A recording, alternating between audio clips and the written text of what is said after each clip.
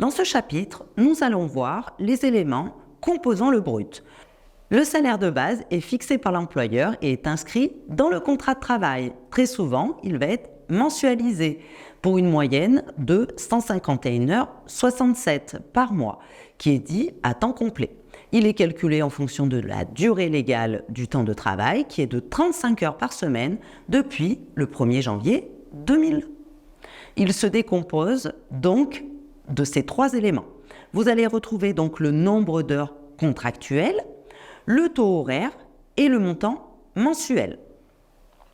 Le salaire minimum de base peut être défini par la convention collective. Donc il faut que vous veillez et que vous surveillez, vous faites une veille sociale par rapport aux conventions collectives.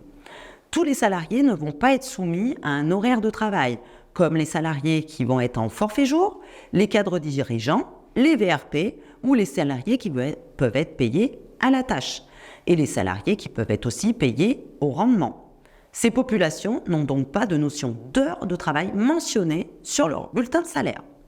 Ensuite, vous allez retrouver les primes. Elles peuvent être diverses et d'un montant varié. Elles viennent s'additionner au salaire de base pour rémunérer différentes choses, type l'ancienneté, la productivité, des objectifs commerciaux, etc. etc. Elles peuvent être déterminées soit par la convention collective ou par les accords d'entreprise. Pour les commerciaux et les VRP, elles peuvent constituer l'essentiel, voire la totalité de leur salaire. Ensuite, vous retrouvez tout ce qui va concerner les avantages en nature.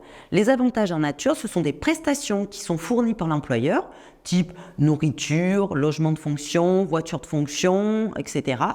Généralement, elles sont fournies à titre gratuit. Il est cependant inclus dans le salaire brut pour être soumis aux cotisations sociales, puis déduit lors du calcul du salaire net à payer. Ensuite, vous retrouvez tout ce qui va concerner les heures supplémentaires. Les heures supplémentaires, elles sont représentées par les heures effectuées au-delà de la 35e heure. Elles se calculent par semaine civile et elles bénéficient d'une majoration. Donc, elles vont être de ce montant-là, 25% de la 36e heure à la 43e heure incluse, soit 8 heures d'heures supplémentaires qui vont être majorées à 125%. Ensuite, de 50% à partir de la 44e heure. Heures supplémentaires vont être majorées à 150%. La majoration s'applique sur le taux horaire du salaire mensuel de référence.